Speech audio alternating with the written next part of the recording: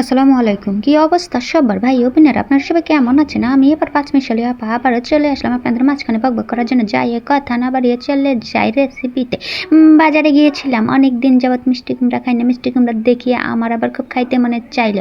যখন খাইতে মনে চাইল আমি আর দেরি না করিয়া টপাস করিয়া মিষ্টি কুমড়া একখান দিলাম। দাঁড়িপাল্লায় তুলিয়া হইয়া গেল ৪০ খান টাকা।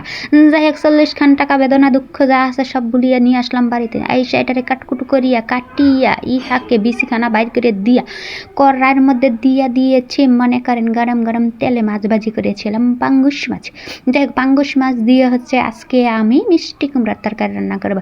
তা পাঙ্গুস মাছখানা ভাজিয়া এক সাইডে না রাখিয়া দিয়া যা করিলাম আমি সেই হাঁড়িতে অবশিষ্ট যে তেল ছিল তা আমি না ফেলে দিয়ে ওই তেলের মধ্যে পেঁয়াজ রসুন দিয়ে মনে করেন যে একটুখানি সময় লালা লালা করে মানে লাড়াচাড়া করিয়া বাঁশের খুন্তি দিয়ে তারপরে ইহার মধ্যে মিষ্টি কুমড়া দিয়া আর এক বাটির মধ্যে হলুদের গুঁড়া মরিচের গুঁড়া ধনিয়ার গুঁড়া সব একসাথে মিক্সড করিয়া পানি একসাথে ডালিয়া দিয়া মনে করেন মিষ্টি কুমড়ার মধ্যে দিচ্ছি কষানি।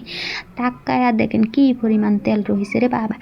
যাই হোক অনেকক্ষণ যাবৎ ইহাকে কষাইয়া অল্প একটুখানি পানি দেয়া মানে জল গরম পানি, যেটা আমি অবশ্য তরকারিতে গরম পানি দিই, কারণ গরম পানি দিলে তরকারির স্বাদ দ্বিগুণ হয়।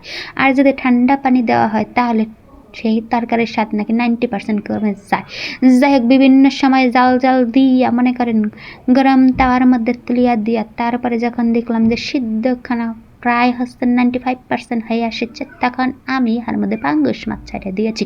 ছাড়িয়ে দিয়ে আরেকটু সময় জাল দেওয়ার পরে দেখি যে আমার মিষ্টি কুমড়া যখন সিদ্ধ হয়ে গেছে এখন তো জল দেখা যায়। যাই হোক কেমন হয়েছে আমার মিষ্টি কুমড়ার তরকারি সবাই কমেন্ট বক্সে জানাই যাবেন। সবাই সুস্থ থাকবেন, ভালো থাকবেন। আজকের মতো এখানে বিদায়।